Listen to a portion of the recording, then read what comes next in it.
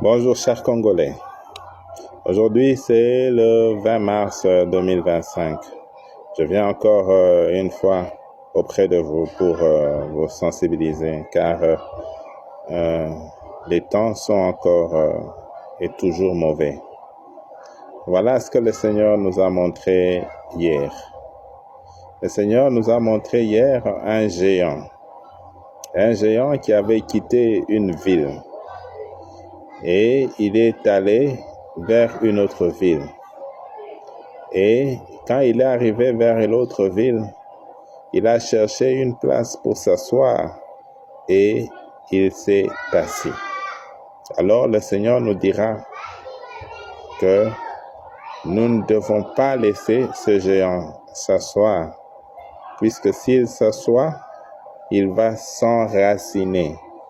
Et nous avons compris que c'est un esprit géant qui avait pris possession d'une de nos villes.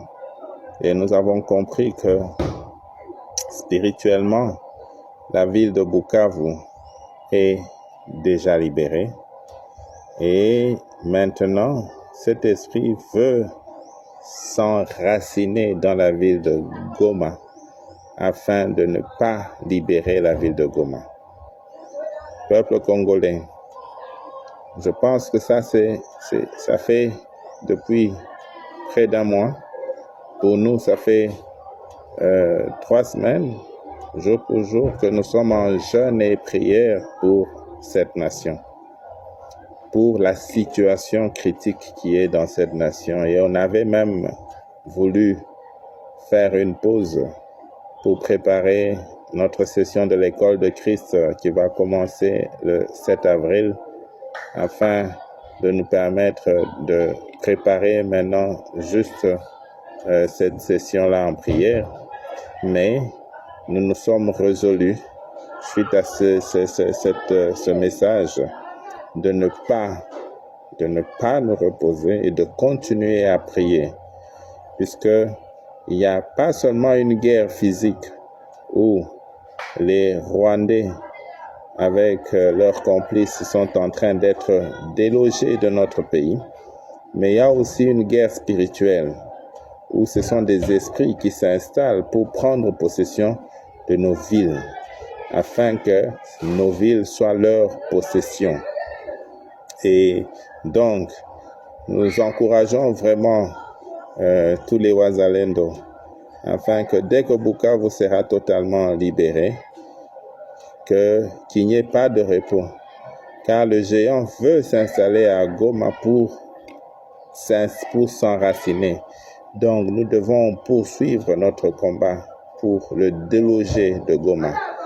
Nous allons aussi continuer à prier. Nous n'allons pas aussi nous reposer. Nous allons continuer à prier pour déloger complètement ce géant, cet esprit méchant. Nous allons le déloger de Goma afin de libérer totalement tout notre pays de cette emprise satanique et établir réellement dans notre pays le règne de Dieu. Voilà, mes chers frères et sœurs, il est temps que nous sachions que le salut du Congo ne viendra d'aucune négociation, quelle que ce soit. Il ne viendra d'aucune nation étrangère. Il n'y a aucune organisation nationale ou internationale qui amènera le salut au peuple congolais que nous sommes. Nous sommes un choix de Dieu. Et le salut du Congo ne viendra que de lui seul. Voilà pourquoi nous devons tous, pour tous ceux qui prient pour cette nation, nous devons persévérer et continuer à prier, élever Dieu dans cette nation, comme il a été élevé, et que nous continuions à détruire et à chasser ce géant, et aussi détruire le système de gouvernance en place qui a été établi depuis la colonisation, car c'est un système de prédation, afin d'établir le règne de Dieu, pour dire Dieu vient régner sur notre nation. Le temps est venu et nous avons un instrument merveilleux, c'est la nouvelle constitution Voilà pourquoi, mes chers frères et sœurs, je vous appelle tous, signons cette nouvelle pétition, la pétition pour la nouvelle constitution, et établissons le règne de Dieu dans notre nation.